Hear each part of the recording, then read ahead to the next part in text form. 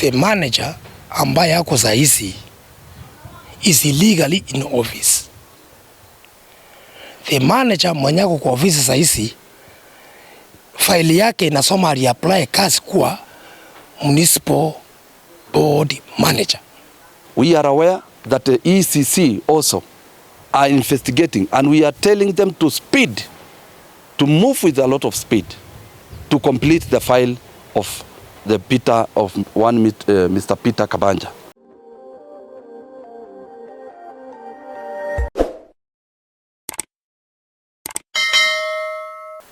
My name is Magoma, Chairman Nakuru Residents Association.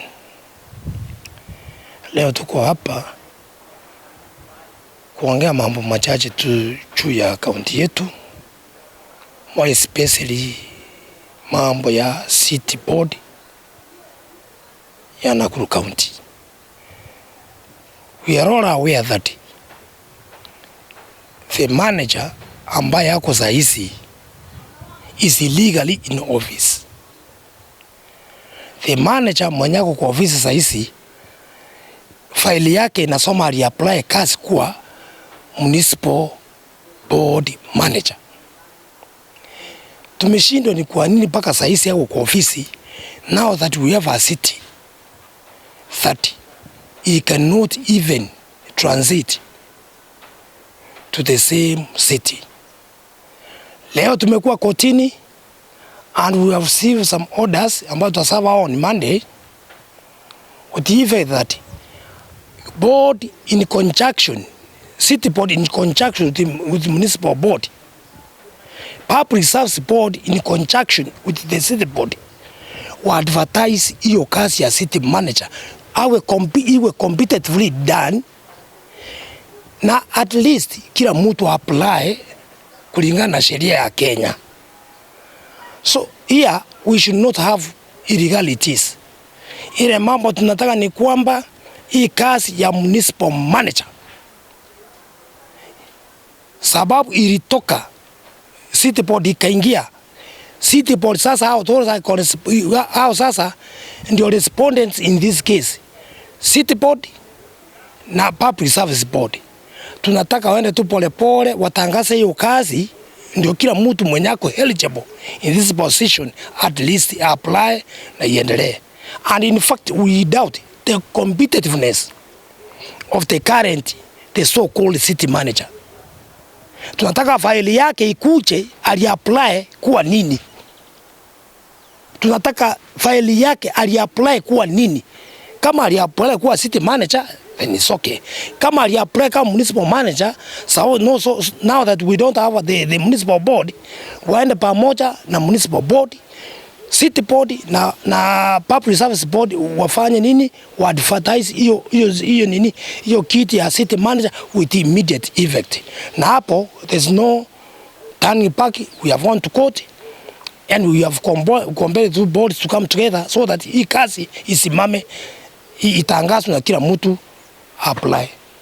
Members of the press, my names are George Narok. I work with Trusted Society of Human Rights Alliance, and I'm the Secretary General. We are here today because of our city county status. We are all aware that Nakuru County was declared to be a city, and the board was selected to oversee the project in the entire county. Now, the person in charge, who is now the manager, Peter Thabanja, was elevated to act as a city manager on an acting capacity. What is shocking us now, that the entire project which is being done at the county of Nakuru is being overseen or managed by Peter Thabanja. And no one knows how those contracts were issued. The stadium has taken a very long time without being completed. And if you look at it, how it is being done, it is so shoddy. I can say it's a shoddy work. If you look at the companies which are doing roads within the city, it is under the supervision of one man, and I'm sure, and we are sure, that it was not, those contracts were not awarded competitively. The position of the city manager ought to have been advertised, ought to have been, the people who applied must have been listed, interviewed, and of course selected the best. None of the above happened. And that is why bureaucracy and corruption within that office is happening. We want to urge the county CEO, Madam Susan Kihika, to take charge and recruit a qualified person to that office. We are moving to court, and we already have papers in court. We are seeking orders to stop the position Peter Thabanja holds, so that he ceases to be the manager of the city of Nakuru. The board must act alongside the service board of Nakuru to recruit a competitively a qualified person to that position.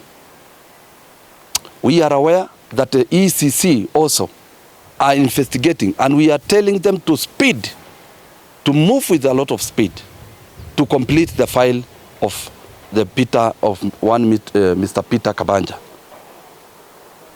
The contracts and those companies which were awarded the contracts to do drainage and construction of some roads within the township must be also put in an open, so that the public can see how those contracts were awarded. Because we know the World Bank issued some money for elevation of the county to become a city county.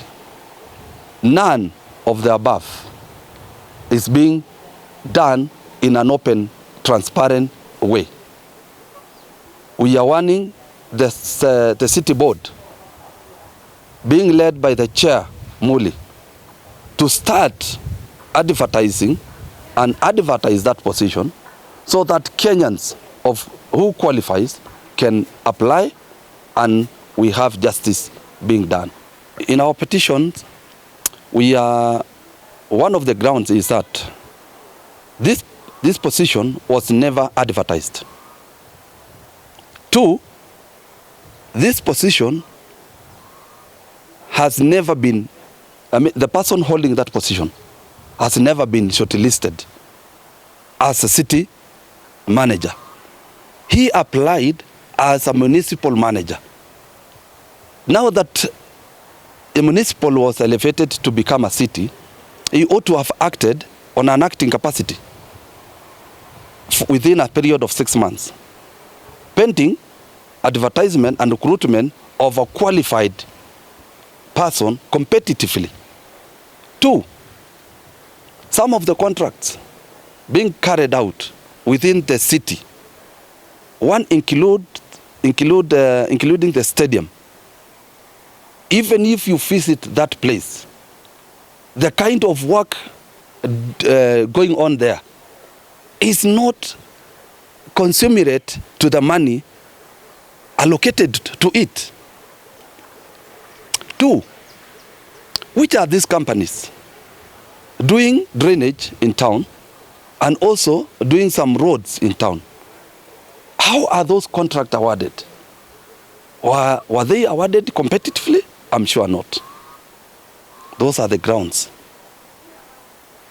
why we have gone to court. Now that we have moved to court, should not this thing happen about the advertisement? we shall call for the dissolution of Nakuru City Board with immediate effect.